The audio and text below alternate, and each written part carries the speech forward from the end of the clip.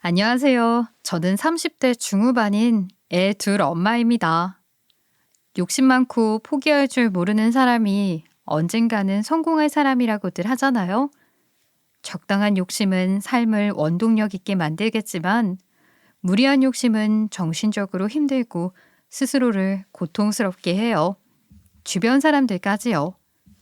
저는 욕심 많은 한 사람 때문에 큰일을 겪을 뻔했는데 그 사연 말씀드릴게요. 전 결혼 후 남편의 여동생인 시누이와 베스트 프렌드라고 말할 수 있을 정도로 친하게 지내게 되었어요. 아가씨와 처음부터 친했던 건 아니고 제가 결혼하고 1년 뒤에 아이를 낳았는데요. 아기를 유난히 좋아하던 아가씨가 우리의 100일이 지난 후부터 매일 애를 봐주러 우리 집에 왔었거든요. 애기 엄마들은 잘 알 거예요. 애 봐주는 게 얼마나 고마운 일인지요. 시누이는 그 당시 결혼을 안 했는데요. 집에 올 때마다 애 선물을 잔뜩 사오는 것뿐만 아니라 직업이 요리사라 맛있는 음식도 매번 만들어서 가져왔어요. 전 정말 아가씨가 우리 집에 오면 손 하나 까딱할 필요 없어서 너무 좋았어요. 집에 오면 손부터 씻고 애 봐주고 아가씨가 가져온 음식을 차려서 저녁밥을 먹었죠. 맥주도 한 잔씩 마시며 많은 이야기를 나누게 되었는데 남자친구와 싸운 얘기, 직장 상사 험담, 친구들과의 이야기 등 도란도란 이야기를 많이 나누다 보니 서로에 대해 공감하고 이해하면서 정말 친해지게 되었어요. 저도 매일 아기랑 있다가 활발하고 발랄한 아가씨가 우리 집에 와서 애도 봐주고 맛있는 것도 가져오고 사회생활 이야기도 하니 재밌고 정말 좋았어요. 하루 종일 아가씨가 우리 집에 언제 오나 기다릴 정도였죠. 아가씨는 애도 아주 능숙하게 잘 돌봤어요. 저희 애는 잠투정이 심해서 졸리면 엄청 울어댔거든요. 엄마인 저도 아이가 울면 마음이 급해지는데 아가씨는 그런 마음의 동요 하나 없이 침착하게 쪽쪽이를 물리고 포대기로 엎는 거예요. 아가씨를 키워본 적 없는 아가씨가 너튜브를 보고 연습했다더라고요. 정말 대단하죠. 저는 힘들까봐 제가 엎는다고 해도 아가씨는 자기가 좋아서 하는 거라며 어쩔 땐 하루 종일 우리 애를 업고 있었던 적도 있어요.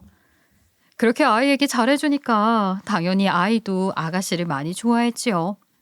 아이는 커갈수록 고모를 정말 좋아했어요. 아이 눈높이에 맞춰서 잘 놀아주니 당연히 그럴 수밖에요. 아이도 자기 좋아해주는 사람 잘 알잖아요. 아가씨는 집에서 잘 놀아주는 것뿐만 아니라 남자친구랑 놀이동산이나 아쿠아리움 같은 곳을 갈 때에도 우리 아이를 데리고 갔어요. 고모가 이렇게 잘해주니 오죽하면 고모랑 산다고 할 정도였다니까요. 그래서 시댁에 가면 저는 두 번째가 되고 1순위 고모랑 고모 방에서 하루 종일 놀고 고모 품에서 자요. 아가씨는 정말 천사였습니다. 그렇게 저랑 아가씨랑 친하게 되니까 남편은 우리 사이가 이렇게 좋으니 좋다면서 질투도 하더라고요. 요즘은 나보다 진영이랑 더 친한 것 같네. 어쩜 그렇게 만날 붙어 있냐. 에이, 당신도 참 아가씨랑 나랑 통하는 게 많더라고. 아마 같은 나이였으면 정말 베스트 프렌드 됐을 것 같아. 하지만 어머님은 오히려 아가씨가 저를 귀찮게 하는 건 아닌지 우려하며 아가씨한테 괜히 저희 집에 적당히 가라고 단속을 하시더라고요. 결혼한 지 얼마 안 된 신혼집에 그렇게 자주 가는 거 아니야. 게다가 애기도 있고 결혼한 오빠의 집인데 시누이가 자주 들리면 못 써. 엄마도 참 제가 뭐 가서 손님 대접 받으려고 가는 건가요? 언니 도와주러 가는 거죠. 그쵸? 네, 어머님, 저 아가씨 집에 오는 거 너무 좋아요. 아가씨가 오면 애도 다 봐주고요. 맛있는 것도 먹게 해주는데 제가 마다할 이유가 없죠. 저 정말 너무 좋으니까 아가씨한테 뭐라 하지 마세요. 그래도 시누이와 너무 격없이 지내는 건 아니야. 적당한 거리의 관계가 서로에게 더 큰 믿음과 지지를 줄 수 있는 거야. 진영이 너는 새아가를 언니로, 새아가는 진영이를 시누이로서 대해야지. 편안한 마음이 들면 안 돼. 앞으로 너무 붙어 다니지 말거라. 시어머님은 우리 둘의 사이를 걱정하셔서 거리를 두라고 하셨어요. 어머님이 무슨 말씀을 하시는지 이해는 했지만 그땐 우리가 서로를 많이 찾았거든요. 앞에서는 네라고 대답했지만 저희는 계속 전처럼 지냈죠. 시간이 흘러 저희 애가 4살이 되었을 무렵 저희 부부는 둘째를 가지려고 계획했어요. 원래 결혼 전부터 자식은 둘을 낳고 싶었고 아이를 키워보니 둘은 있어야겠더라고요. 아가씨는 그 해에 남자친구랑 결혼을 진행했어요. 저는 적극적으로 아가씨를 도왔는데 드레스를 보러 가는 것부터 해서 예물을 고르거나 하다못해 청첩장 글씨체까지 같이 고민하면서 결정했어요. 저도 결혼하는 거 옆에서 지켜보니 재밌더라고요. 정말 그땐 아가씨와 찐친이라 할 정도로 서로를 많이 좋아했어요. 정말 재미있게 다녔던 것 같아요. 아가씨는 아이를 너무 좋아해서 결혼 전부터 임신 계획을 세우더라고요. 엽산도 먹고 주기를 잘 활용해 임신을 손꼽아 기다렸죠. 언니, 나는 허니문 베이비도 좋을 것 같아요. 어차피 나이도 많은데 빨리 생기면 더 좋을 것 같아요. 아유, 아가씨, 그래도 신혼은 즐겨야죠. 신혼이 얼마나 달콤한데. 난 신혼 때의 추억으로 버틸 때도 있어요. 아이 다 키우면 다시 남편이랑 신혼을 즐겨야지 하고. 어머, 언니 아직도 마음은 신혼인데요? 결혼 몇 년 차인데 아직도 오빠가 좋아요? 아직 콩깍지 안 벗겨진 거 아니에요? 그건 노코멘트 할게요. 추억은 언제나 아름다운 거니까. 다시 돌아가면 더 열심히 놀 자신 있는데 나중에도 남편이랑 그때처럼 풋풋하게 놀 수 있을까 싶네요. 신혼이 그렇게 중요한 거라고요. 우린 연애 기간이 길어서 신혼 없어도 충분해요. 그냥 한 번에 임신됐으면 좋겠어요. 그것도 딸이요. 저도 둘째 준비 중인데 우리 같은 시기에 임신하면 정말 좋겠다. 산모교실도 같이 다니고 그럼 너무 재미있을 것 같아요. 임신을 바라는 아가씨는 성대하게 결혼식을 했고 저도 진심으로 축하해 주었죠. 신혼집이 저희 집보다 조금 멀어져서 전처럼 자주는 못 보지만 그래도 아가씨와의 관계는 전혀 멀어지지 않았어요. 매일 전화하고 틈틈이 문자도 하며 전보다 더 각별한 마음이 들었어요. 아가씨가 결혼을 준비할 동안 전 둘째를 가지려고 했는데 잘 안 됐어요. 첫째는 덜컥 생겼는데 이상하게 둘째는 노력을 해도 잘 안 생기더라고요. 우리 둘의 공통의 관심사가 아기이다 보니 무슨 얘기만 했다 하면 아기 얘기밖에 안 했던 것 같아요. 아유, 이상해. 둘째가 잘 안 생겨요. 첫째는 예기치 않게 생겨서 정말 놀랐었는데 둘째는 마음먹어도 안 생기네요. 언니, 병원 갔다 와봤어요? 저는 결혼한 지 얼마 되지도 않아서 병원 가는 건 좀 이르고 언니는 한번 가서 검사 받아보는 게 어때요? 그럴까? 하긴 애 낳고 한 번도 안 가긴 했네. 검사 받는 셈 치고 한번 다녀와 봐야겠어요. 그동안 병원 생각은 못했는데 신우이 조언 덕분에 남편이랑 함께 불임병원에 다녀왔어요. 여러 가지 검사와 상담을 했는데 저는 문제가 아주 많더라고요. 자궁 초입에 근종이 크게 있어서 그게 임신을 어렵게 만들고 있다고 하고요. 그리고 그동안 생리 주기가 한 달이 넘어가서 좀 길다고 생각했었는데 주기만 길었지만 꼬박꼬박 했었어요. 그래서 별 문제 없다고 생각했는데 알고 보니 다낭성 난소증후군이었더라고요. 본래 주기에 따라 난포가 자라고 호르몬 변화가 생겨 배란이 되어야 하는데 다낭성 난소증후군은 난포의 성장과 호르몬의 변화가 없어서 배란 문제가 생긴 거라고 하더라고요. 아이 키우며 나를 돌보는 건 언제나 나중 일이라 여겼으니 몸이 나빠진 건 당연했어요. 몸이 확 안 좋아졌다는 걸 느꼈죠. 게다가 남편도 스트레스를 많이 받았는지 정자수가 적어졌다고 하더라고요. 둘째를 바로 가지는 건 문제가 좀 있어 보였죠. 하지만 우리 부부는 가족 계획을 아이 둘로 계획했기 때문에 최대한 노력해보는 데까지 해보기로 했어요. 근종을 치료하려고 했지만 크기가 많이 컸어요. 제거술을 하면 출혈량이 커서 나중에 제왕절개 수술할 때 제거하자고 했고 다낭성 난소증후군 치료도 받았어요. 그리고 남편도 최대한 스트레스 안 받고 건강한 음식을 먹고 운동도 하며 건강을 돌봤습니다. 저는 이런 이야기를 시누이한테 했죠. 아가씨, 그러니까 몸을 잘 돌봐야 해요. 아이 키운다고 내 몸 돌보지 않았더니 이렇게 몸이 상했을 줄은 몰랐어요. 나를 아껴주는 건 나밖에 없는데 말이에요. 어머, 언니, 많이 놀랐겠어요. 이참에 알게 되었으니 지금이라도 돌보면 금방 좋아질 거예요. 저도 몸보신할 겸 용하다는 한의원에 가서 한약 지어왔어요. 얼른 아기 가지고 싶네요. 그러게요. 우리 비슷한 시기에 임신해서 같은 애 낳고 성별도 같으면 애들도 친구 되고 정말 좋을 것 같아요. 그랬으면 정말 좋겠다. 그렇게 몸을 재정비하는 시기를 가졌고 자신을 돌아보는 계기가 되었어요. 제가 건강해야 우리 가정도 지킬 수 있다는 생각이 들어 열심히 건강을 돌봤습니다. 시누이도 함께 운동도 하고 좋은 음식 먹으러 다니며 건강한 몸을 만들기 위해 노력했죠. 하지만 그래도 임신이 잘 되지 않아서 2년 동안 인공수정을 몇 번 거쳤고 시험관도 하게 되었어요. 시누이도 결혼 후 1년까지는 용하다는 한의원 가서 한약도 먹어보고 침도 맞고 뜸도 해보더니 결국 임신이 되지 않아 인공수정과 시험관을 하게 되었죠.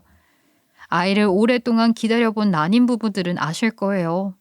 다달이 날짜가 다가올수록 부풀었던 기대가 한순간에 절망으로 찾아와 스스로를 얼마나 힘들게 하는지를요. 그 희망과 슬픔에 괴로워서 많이 울었는데 힘든 시기를 서로의 속사정을 잘 아는 아가씨가 있어서 버틸 수 있었던 것 같아요. 남편보다 오히려 동병상련인 아가씨와 얘기하면 더 위로가 되기도 했죠. 그 당시에는 저에게 아가씨의 존재는 정말 컸습니다. 저도 아가씨에게 힘이 되어주려 노력했고 우린 힘든 시기를 함께 버텨왔어요. 시험관 시술로 몸고생, 마음고생하다가 계속되는 실패에 지쳤어요. 남편은 큰애만 잘 키우자며 그렇게 둘째 임신을 자포자기했어요. 2달간 아무런 시술도 안 받고 그동안 못 먹었던 술도 마시고 피부과 시술도 하며 독하다는 약도 많이 먹었죠. 그동안 임신 계획으로 큰애한테 못 쏟았던 애정을 마음껏 표출하며 둘째는 잠시 잊고 살았는데요. 그달에 배가 묵직하고 생리를 안 하더라고요. 또 다낭성 난소증후군이라 생각하며 제 몸을 돌보는 것도 뒤로하고 지금 현실에 충실했어요. 시간이 꽤 흘렀는데도 여전히 생리를 안 했고 원인을 알 수 없는 구역질이 시작됐어요. 가만히 생각해보니 큰애 임신했을 때랑 좀 비슷한 것 같더라고요. 괜한 기대하지 말자고 하면서 그래도 혹시나 하는 마음으로 집에 있던 임신 테스트기를 해봤는데 아니 2줄이 뜨는 게 아니겠어요? 불량인가 싶어서 다른 제품으로 해봤더니 또 2줄이 나왔어요. 정신이 멍해졌죠. 임신하는 것을 포기하고 나서 그동안 먹었던 술과 약들이 떠오르며 이거 어떻게 해야 하나 싶었어요. 혹시라도 잘못될 수 있다는 생각에 남편한테조차 얘기하지 않고 다음날 병원에 갔더니 이미 8주더라고요. 안 좋은 음식 먹은 것은 차후 검사에서 반응이 있었는지 알아보도록 하고 초기인 만큼 몸조심하라고 했죠. 그날 심장 소리까지 듣고 남편한테 전화했어요. 둘째를 가졌다고요. 남편은 크게 좋아하더니 시어머님께 전화를 해 이 사실을 알렸어요. 예미야 축하한다. 그렇게 마음고생할 땐 안 오더니 역시 마음을 비워야 모든 일이 잘 풀리는 말이 맞나 보다. 몸 조심하고 또 조심하거라. 예, 어머님 감사합니다. 제가 그동안 너무 생각 없이 살아서 아기가 괜찮을지 모르겠어요. 걱정돼요. 걱정 마. 아기가 임신한 거 몰랐을 때 먹었던 것들은 다 봐준다고 했어. 나도 그랬었다. 나는 네 남편이 임신했을 때 모르고 술을 엄청 마셨는데 누구보다 건강하고 똑똑하잖니. 걱정 마. 엄마가 불안하면 아기도 불안한 법이야. 어머님 좋은 말씀 감사해요. 저 그리고 고민이 있어요. 아가씨도 아기 많이 기다리고 있을 텐데 제 임신 사실 아가씨한테 지금 알려야 할까요? 제가 먼저 임신해서 어떻게 해야 좋을지 모르겠어요. 아직 임신 초기이고 원래 임신 초기에는 주변 사람들한테 안 알리는 법이야. 혹시 모르는 질투를 위해서지. 좀 더 안정기가 되면 그때 알리는 게 좋을 것 같다. 신우이가 얼마나 임신을 간절히 바라는지를 알고 있는데 제 임신의 기쁨도 잠시 제가 임신한 사실을 어떻게 받아들일지 조심스러웠어요. 그래서 어머님이 조언해 주신 대로 안정기가 되었을 때 신우이에게 알리는 게 좋을 것 같다고 판단했어요. 시간이 흘러 그 후로 한 달이 흘렀고 임신 12주 차가 되었어요. 병원에 가서 정밀 초음파로 보니 아기도 많이 커서 제법 사람 모습을 하고 있더라고요. 또 기형아 검사도 받았는데 정말 다행히 모두 정상범위라 안심하라고 하더라고요. 또 주스도 이 정도면 안정기이니 더 활발한 생활을 해도 괜찮다고 해서 이제는 신우이한테 알릴 단계라 생각했습니다. 병원에 나와서 신우이에게 먼저 전화를 했어요. 아가씨, 전화할 말이 있는데요. 내가 고민하다가 좀 늦은 감이 있지만 나 사실 둘째 임신했어요. 어머, 정말요? 너무 축하해요. 왜 지금 말했어요? 저 괜찮은데. 몇 주예요? 그게 내가 몸이 많이 안 좋았잖아요. 초기에 유산도 많이 된다고 해서 미리 말 안 했는데 지금 12주예요. 안정기라고 해서 이제 알려도 될 것 같아서 말해요. 아휴, 언니, 너무 축하해요. 진짜요, 진심으로요. 드디어 아기 천사가 왔네요. 너무 축하해요. 그럼 정밀 초음파 받겠네요. 각도법으로 봐도 성별은 안 나와요. 저는 조카랑 같은 성별인 딸이었으면 하는데 언니는 어때요? 사실 의사 선생님이 아직 이르다 하긴 했지만 딸 같다 하시더라고요. 초음파상으로 제가 봐도 딸 같았어요. 딸딸이 엄마 확정될 것 같아요. 참, 아가씨는 몸은 어때요? 이번 달에 시험관 했어요? 어머 언니 너무 좋으시겠다. 딸딸이라니 너무 축하해요. 부럽다 부러워. 저는 다음 주에 결과 나오는데 좀 떨리네요. 그 맘 내가 알죠. 분명 좋은 결과 있을 거예요. 귀하게 오려고 그러나 봐요. 고마워요 언니. 우리 다음 주에 축하 파티예요. 정말 축하해요. 고마워요 아가씨. 내가 아가씨를 위해 많이 빌게요. 신우이에게 솔직하게 이야기를 하고 나니까 마음이 편해졌어요. 하루에도 수십 통씩 톡을 주고받는 사이인데도 비밀이 생기니까 마음이 불편했거든요. 이렇게 친한 사이인데 임신한 얘기를 하기도 그렇고 안 하기도 그렇고 그래서 좀 많이 고민이 되었는데 천천히 생각해보니 안 한 게 더 서운할 것 같긴 했어요. 나중에 아가씨 만나면 이런 얘기 다 하고 풀어야겠다고 생각했죠. 그렇게 일주일이 흘렀고 아가씨에게 전화가 왔어요.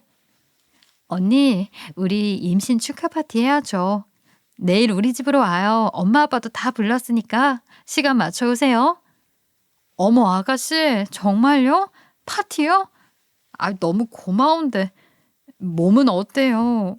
혹시 결과 나왔어요? 아니요. 이번에도 임신은 안 됐더라고요. 다음 달에는 되겠죠. 마음 내려놓기가 잘 안 돼요. 분명히 제일 건강하고 제일 예쁜 아기 오려고 그러나 봐요. 조금만 더 힘내요, 아가씨. 내가 기도 많이 할게요. 고마워요, 언니. 정말 언니한테 의지도 많이 하게 되네요. 어찌됐든 내일 시간 맞춰와요. 우리 거대하게 파티해요. 고마워요. 내일 꼭 시간 맞춰 갈게요. 너무 무리하지 말고 좀 쉬어요. 내일 봐요.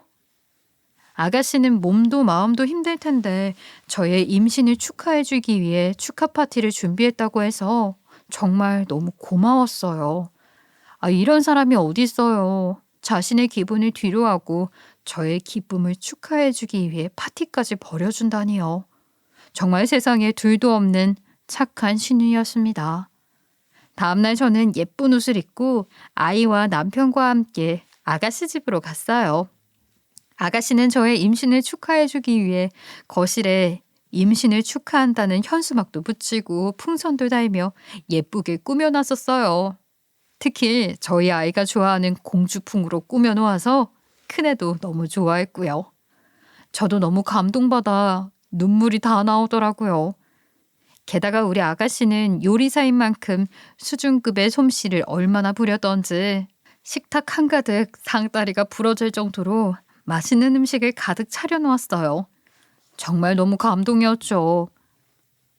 아가씨, 정말 고마워요. 나 이런 파티의 주인공 처음 해봐요. 정말 고마워요. 언니, 맘고생 많았죠? 정말 축하해요. 이제 행복만 가득할 거예요. 둘째가 정말 기대돼요. 아가씨도 금방 임신할 거예요. 우리 비슷한 시기에 임신해서 같이 산모교실도 다니기로 했잖아요. 이렇게 착한 우리 아가씨한테 분명 금방 예쁜 천사 올 거예요. 그리고 내가 임신한 거 미리 말 안 해서 미안해요. 나 딴에는 고민한 건데 우리 사이가 어떤 사이인데 내 생각이 짧았어요. 미안해요. 아니요. 언니가 어떤 마음이었을지 이해해요. 나 같아도 그랬을 것 같아요. 언니, 나 오해 안 하니까 걱정 말아요. 아유, 마음 불편해하면 태교에 안 좋아요. 얼른 앉아서 우리 맛있게 먹어요. 저를 이해해준 신우이가 너무 고마웠어요. 앞으로 더 잘해주고 신우이에게 예쁜 아기가 찾아와 달라고 많이 빌고 또 빌어볼 생각이었죠. 신우이가 차린 상다리 부러질 정도의 식탁에 앉았더니 잡채에 스테이크에 탕수육에 전까지 메뉴를 다 읊기도 힘들 정도로 정말 많은 종류의 음식들이 거하게 차려져 있었어요. 거기에 일부러 미역국을 끓였다며 한번 먹어보라고 하는데 정말 맛있더라고요. 그땐 입덧이 끝날 즈음이라 담백하게 끓여낸 그 미역국만 계속 먹히더라고요. 아유, 아가씨, 미역국 진짜 맛있어요. 이 비법이 뭐예요? 나 한 그릇 더 먹어도 되죠? 언니, 일어나지 말고 앉아있어요. 제가 더 떠줄게요. 언니가 잘 먹어주니 제가 더 고맙네요. 미역국의 생명은 재료예요. 좋은 미역에서부터 맛있는 맛이 나오는 거거든요. 내가 이따 이 미역국이랑 미역 사줄 테니까 집에 가져가서 드세요. 아유, 매번 이렇게 받기만 해서 어떡해요. 너무 고마워요. 이 은혜 내가 잊지 않고 꼭 갚을게요. 별 말씀을요. 내가 좋아서 하는 거예요. 정말 축하해주고 싶어서요. 얼른 많이 먹어요. 제가 미역국을 2번이나 리필해서 먹으니 아가씨는 남아있던 미역국을 정성스레 싸줬어요. 저는 그걸 또 염치 없이 받아왔습니다. 즐거운 파티가 끝나고 집에 돌아가려고 하자 큰애는 고모집에서 자고 간다고 울고불고 난리를 쳤어요. 그런 아이를 억지로 떼어와 다음에 또 오자고 하며 집으로 돌아왔죠. 어머님도 오랜만에 저희 집에 가서 주무시고 내일 집으로 돌아가신다며 저희 집으로 모셔왔어요. 씻고 아이 재우고 나니 11시가 되더라고요. 남편도 어머님, 아버님도 모두들 주무셨죠. 전 잠이 안 와 일어나 있는데 임신을 해서 그런가 좀 출출해서 아까 아가씨가 싸준 미역국이 생각났어요. 냄비에 잘 데워서 밥이랑 말아서 김치랑 한 입 먹고 있는데 주무신 줄 알았던 시어머님이 갑자기 나오셔선 제 밥그릇을 던져버리는 게 아니겠어요? 밥그릇은 떨어져서 산산조각이나 깨졌고 밥풀이 사방으로 흩어졌어요. 어머니, 갑자기 왜 이러세요? 저 그냥 밥 먹고 있었는데요? 애미야, 지금 먹은 거 얼른 다 토해내. 이걸 어쩌니? 바로 119 불러서 응급실에 가자. 어머님, 저 이상한 거 안 먹었어요. 저 아까 아가씨가 준 미역국에 밥 말아 먹은 거밖에 없어요. 저 괜찮아요. 그게 이상한 거야. 아유, 얼른 토해내, 얼른. 얼마나 먹었니? 많이 먹었어? 아니요, 딱 한 숟갈이요. 왜요? 미역국 상했어요? 안 상했던데? 어머님은 제게 비닐봉지를 받쳐주시며 얼른 입에 손가락을 넣어 빨리 토해내라고 하셨어요. 일단 어머님이 시키는 대로 입에 손가락을 넣어 억지로 토해냈죠. 나온 거라곤 방금 먹은 한 숟갈 정도의 양밖에 되지 않았어요. 어머님은 왜 그러신지 남편을 급하게 깨웠고 시아버지는 아이와 함께 집에 있으라고 하고 우린 남편 차를 타고 황급히 병원으로 갔습니다. 병원 응급실에 도착하자마자 어머님은 급하게 의사 선생님을 붙잡고 말씀하셨어요. 저희 애가 임신 중인데 안 좋은 걸 먹었거든요. 얼른 처치 좀 해주세요. 이 뱃속의 아이도 좀 봐주시고요. 뭘 드셨는데요? 자세히 말씀해 주실 수 있으세요? 혹시 토는 하셨나요? 예. 오면서 토는 했어요. 미역국에 밥 말아 한 숟갈 먹었는데 바로 토하긴 했거든요. 괜찮을까요? 보호자님, 미역국은 산모가 먹어도 괜찮은 음식인데요. 혹시 뭐 다른 게 들어가나요? 저희 시어머님은 손을 벌벌 떨고 계셨어요. 그리고 계속 답변을 주저하셨죠. 매우 초조해하시며 망설이시다가 결국 주머니에서 무언가를 꺼내시더라고요. 저 미역국에 이게 들어갔어요. 이거 유산유도제 맞죠? 내가 인터넷에 찾아보니까 그렇다고 하던데 이거 강한 약인가요? 저는 너무 놀랐습니다. 저런 약이 있는 것도 처음 알았어요. 미역국에 어떻게 저런 게 들어갔을까요? 너무 놀라고 궁금했죠. 어머님, 이게 무슨 일이에요? 그건 어디서 나셨어요? 그게 미역국에 들어가 있었다고요? 의사도 당황해하긴 마찬가지였어요. 그 약은 해외에서 합법이라 병원에서 처방받지만 아직 우리나라에서는 불법이에요. 자궁 내막을 파괴해서 떨어져 나오게 만드는 역할을 한대요. 실패율도 있고 부작용이나 후유증도 발생할 확률이 높다 해서 아직 우리나라에서는 합법적이지 않은 유도제인데요. 하지만 시중에 많이 유통되고 있어서 아마 시누이도 어둠의 경로로 그걸 구매했을 겁니다. 저도 임신 준비하면서 여기저기 글을 읽어보면서 알게 된 거고요. 태아에게 치명적이고 산모 몸에도 안 좋다고 하는데 제가 먹었다니 걱정이 되더라고요. 그러니까 이 약이 미역국에 들어갔고 그 미역국을 한 숟갈 정도 사모님께서 먹고 토해내셨다는 거죠? 예, 맞아요. 우리 며느리 괜찮을까요? 아기는 괜찮아요? 아유, 어서 검사 좀 해주세요. 약을 먹고 10분에서 20분 지나지 않은 상태에서 바로 토했다면 약물이 흡수되지 않았을 가능성이 있어요. 그리고 한 숟갈이라니 그렇게 태아에 치명적이진 않으실 겁니다. 일단 초음파로 아이 상태 체크해보죠.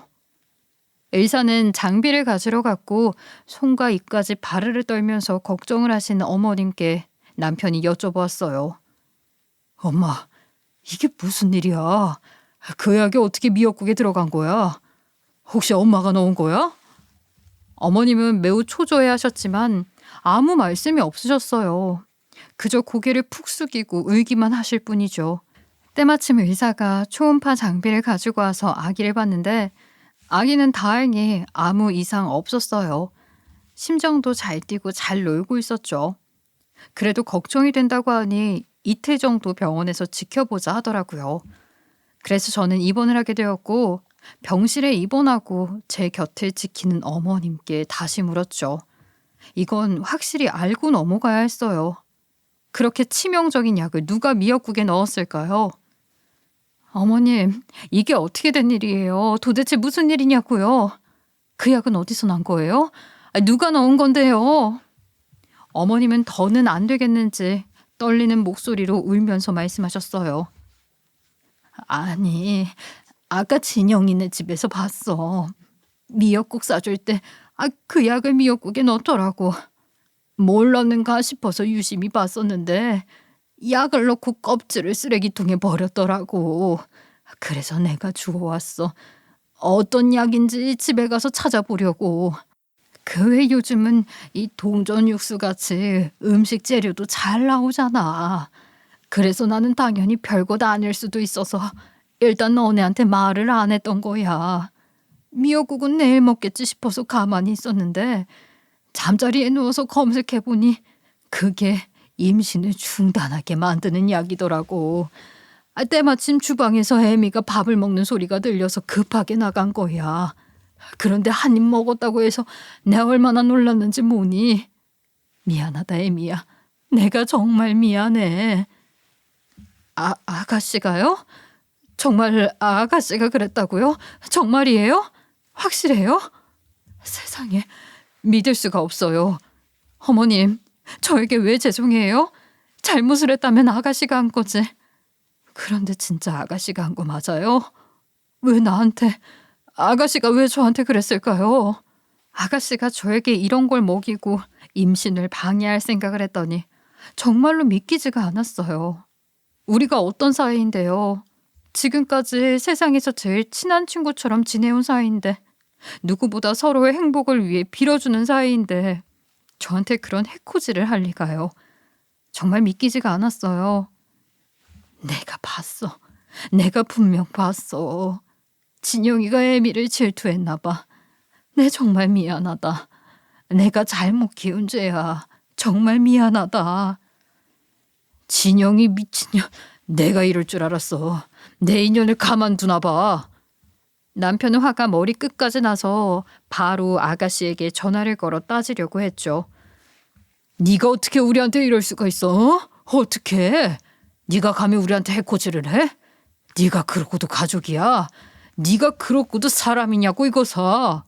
그러니까 자랑에 작작했어야지. 어떻게 나보다 먼저 임신을 해? 거기에 딸까지. 너무 많은 걸 가진 거 아니야? 하지만 아무 일도 안 일어났잖아. 애가 잘못되기라도 했니? 아무 일 안 생겼으면 그럼 된 거 아니야. 너 지금 그걸 말이라고 해? 하마터면 애가 유산될 뻔했는데 그걸 말이라고 하냐고. 네 조카야. 조카라고. 조카고 남이고 상관없어. 나보다 더 빨리 아기를 가졌는데 내가 가만히 있을 것 같아? 아쉽게도 아무 일도 안 일어났잖아. 그럼 된 거지 뭘 그래. 너 말이 안 통하는구나. 너 지금 딱 기다려. 내가 거기로 갈 테니까. 남편은 차키를 들고 화가 잔뜩 난 채로 시누이 집으로 가버렸어요. 말릴 새도 없이요. 무슨 사달이 날 것 같은 표정이었죠. 시어머님도 따라 나가지도 않으시고 계속 제 옆에서 우시기만 하셨어요. 그런 어머님을 다독여드리자 어머님은 아가씨 얘기를 해주더라고요. 사실 진영이 걔가 아유 어려서부터 질투가 많았어. 그 질투가 자신이 열심히 살게 하는 목표가 되는 것이 아니라 아예 항상 화풀이를 하게 되는 계기가 되었어. 그래서 나는 그게 제일 걱정이었지. 질투요? 아가씨가요? 누구보다 저에게 진심으로 대해줬고 따뜻한 사람인데요. 진영이 걔가 얼마나 질투가 많았냐면 어렸을 땐 같은 반 친구가 자기보다 예쁜 옷을 입고 오면 뒤따라가서 옷을 찢어버렸고, 미술대회에 나갔을 땐 경쟁자의 그림을 실수로 가장해 물을 부어 망쳐버리더라고. 내가 그걸 보고 아무 말도 못했어. 우리의 잘못이 만천하에 들통날까봐 집에서 그냥 다독였는데 그게 내 잘못이지. 세상에, 정말요? 어머님이 잘못 느끼신 거 아니에요? 진짜요? 실수가 아니고요? 그런데 그 질투가 점점 더 세지더라고. 고등학생 땐 어떤 친구가 마음에 안 들었는지 그 친구를 많이 싫어했어. 미운이 계속 미운 것만 보였겠지. 그런데 그 친구가 자기보다 공부를 잘하니 그게 또 셈이 났나 봐. 학교 시험 전날에 그 친구랑 햄버거집 가서 햄버거를 사 먹었는데 설사약을 넣은 햄버거를 친구에게 주었대. 그 친구는 그걸 먹고 당연히 시험을 망쳤지. 그때 그 부모는 햄버거에 문제가 있는 줄 알고 햄버거 가게에 찾아가서 상한 음식 팔았다고 한바탕 소동을 피웠는데 알고 보니 그 주범이 우리 진영이었던 거야. 진짜로 온 손님이 맞나 해서 CCTV를 돌려봤더니 그때 햄버거에 약을 뿌리는 모습이 찍혔더라고. 그때 혹독하게 죗값을 치렀는데 아직도 정신을 못 차렸다니. 내가 정말 너에게 면목이 없다. 정말요? 저 너무 충격적이에요. 말도 안 돼요. 질투를 그렇게까지 한다고요? 사람이 미워서 그렇게까지 한다고요? 걘 자기가 제일 잘나야지 마음이 편해지는 애인 거야. 그래서 남들보다 빨리 성공한 것도 있지만 도가 지나칠 때가 있어. 그런 것 말고는 참 괜찮은 아이인데. 그래서 내가 거리를 두라고 한 것이다. 미안하다, 아가. 내가 더 적극적으로 말렸어야 했는데. 임신 파티를 해준다고 해서 그게 진심이 아닐 거라는 생각이 들어 더 유심히 봤었어. 세월이 흘러 사람 됐나 싶었는데 내가 너한테 미안해서 고개를 못 들겠다. 미안하다, 아가. 어머님, 전 괜찮을 거예요. 걱정하지 마세요. 우리 아이가 얼마나 귀하게 왔는데 이 정도로 금방 가진 않을 거예요. 그나저나 아가씨는 정말 충격적이네요. 아니, 어떻게 그런 마음으로 살았을까요? 저에게 고개도 못 드는 어머님을 따뜻하게 안아주고 위로해드렸어요. 어머님은 계속 미안하다며 되뇌기만 하셨죠. 신우이 집에 간 남편은 몇 시간 뒤에 아가씨의 남편인 서방님과 함께 제 병실로 돌아왔어요. 내가 진영이 그 미친년 머리채 뽑아놓고 왔어. 그녀는 그래도 정신 못 차리더라. 여보, 정말 미안해. 내가 동생을 잘못 가르쳤어. 몸은 좀 어때? 괜찮아? 괜찮아. 정말 아무렇지 않아. 당신 표정이 너무 안 좋아. 좀 릴렉스 좀 해봐. 그나저나 아가씨가 뭐래? 진짜 일부러 그런 거 맞아? 난 아직도 믿기지가 않아. 내가 갔더니 그것이 입에 담기도 험한 말을 해대지. 우리는 딸도 있는데 뭐가 아쉬워서 또 딸을 가지려고 하냐면서 계획이 잘 실행되지 않아 아쉽다며 별 상스러운 말을 해대는데 너무 화가 나서 내가 그냥 고소하려고. 너무 속상하다. 우리 아가씨가 나한테 왜 그랬을까? 우리가 보통 사이도 아닌데 너무 슬프다. 여보, 그래도 고소는 하지 마. 그래도 당신 동생인데. 당신은 화도 안 나? 진영이 그것이 당신한테 그런 약을 먹이려고 한 거라고. 우리 애가 없어질 뻔했다고. 우리가 자기보다 잘 살까 봐 질투하는 거야. 걔는 어렸을 적부터 그랬어. 제정신이 아니야. 미쳤다고. 난 너무 화가 나서 견딜 수가 없어. 옆에서 잠자코 듣고만 있던 서방님이 눈치를 보더니 조용히 저를 향해 무릎을 꿇더라고요. 어머, 서방님 뭐 하세요? 어서 일어나세요. 저에게 이러실 필요 없어요. 엄밀히 따지면 사과는 아가씨가 하셔야 되는 거잖아요. 서방님이 이러실 필요 없어요. 어서 일어나세요. 형수님, 정말 죄송합니다. 정말 죄송합니다. 저도 진영이가 이럴 줄은 몰랐어요. 정말 죄송합니다. 곁에서 잘 지켜보고 제재했어야 했는데 정말 죄송합니다. 괜찮으니 어서 일어나세요. 이러시면 제 마음이 더 불편해요. 우리 앉아서 얘기해요. 저에게 무릎을 꿇은 서방님을 의자에 앉혔어요. 그런데 서방님도 그동안 힘든 일이 많았는지 천천히 이야기를 조심스럽게 꺼내더라고요. 사실 진영이가 외모적으로도 예쁘고 상냥해서 참 마음에 들었는데 이상하게 친구가 없더라고요. 인간관계는 그리 넓지는 않은 것 같아서 그러려니 하고 넘겼는데 그 이유를 알 것 같아요.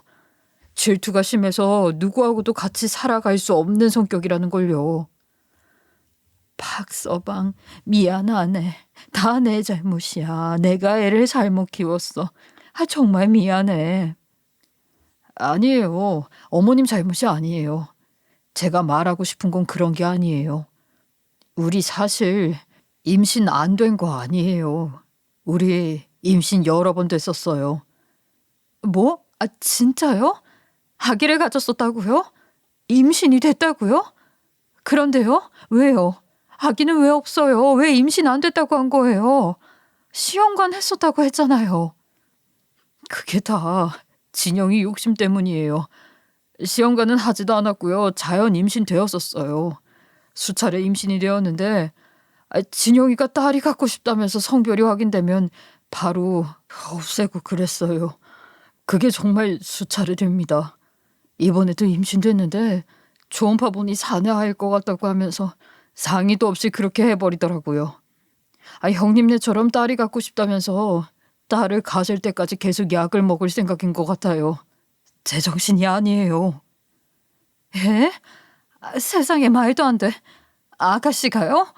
제가 알고 있는 아가씨 맞죠? 걔 진짜 미친 거 아니야? 도른 거 아니냐고. 정신이 어떻게 된 거 아니라면 이럴 수가 없지. 예, 맞습니다. 와이프는 제정신이 아닌 게 확실해요. 제가 그때 어떻게 해서든 말렸어야 했는데 본인만 망치는 거라고 생각해서 그냥 둔 게 잘못이었던 것 같습니다.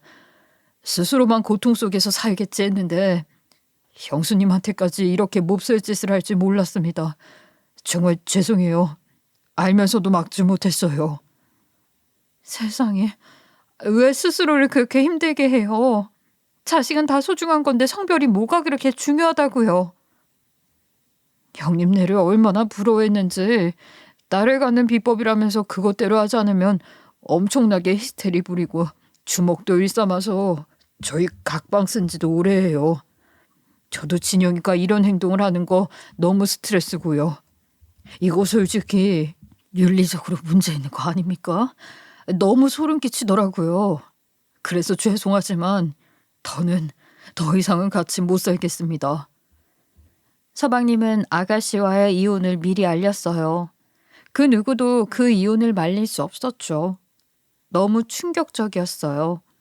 아가씨는 어디서부터 잘못됐을까요? 어머님은 그저 미안하다고만 말할 뿐이에요.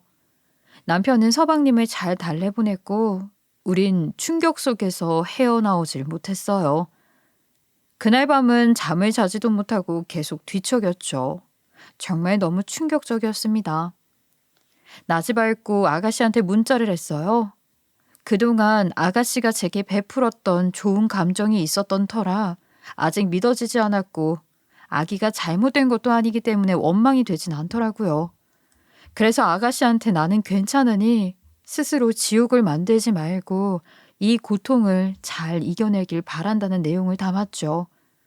하지만 기다려도 답장은 오지 않았어요. 아가씨는 저와의 인연을 놓으려고 했나 봐요. 우린 그냥 아는 사이도 아니고 가족인데 이제 보지 않으려고 다짐했는지 어떠한 변명도 하지 않더라고요. 그래서 저도 아가씨한테 연락을 포기하고 지내게 되었어요. 이틀 뒤 전 다행히 별일 없이 퇴원을 하게 되었어요. 저를 집에 잘 데려다 준 뒤 시어머님은 바로 아가씨 집으로 향했어요. 아가씨를 호되게 야단치고 손을 잡고 치료를 목적으로 정신과로 끌고 갔대요. 얼마 후 결국 신우이는 협의 이혼을 하게 되었고요. 혼자가 된 신우이는 시댁에서 다시 살게 되었고 치료를 받으며 어머님이 품어주고 있어요.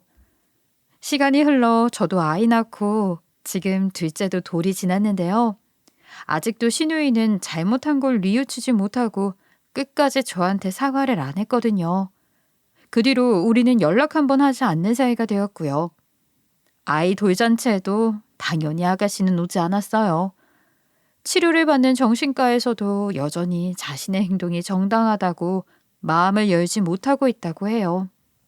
정말 제가 알던 아가씨와 같은 사람 맞나 싶을 정도로 신우이가 안타까웠어요. 내가 가진 것을 이용해서 행복하게 살아야지 어쩔 수 없는 것에 계속 갈구하면 불행한 감정이 자신뿐만 아니라 주변 사람들까지도 힘들게 하는 것 같아요. 자신의 장점을 계속 발견하면서 자존감도 높이고 스스로를 알아가며 행복한 기분을 계속 만들어야 효능감이 추락하지 않는 것 같아요.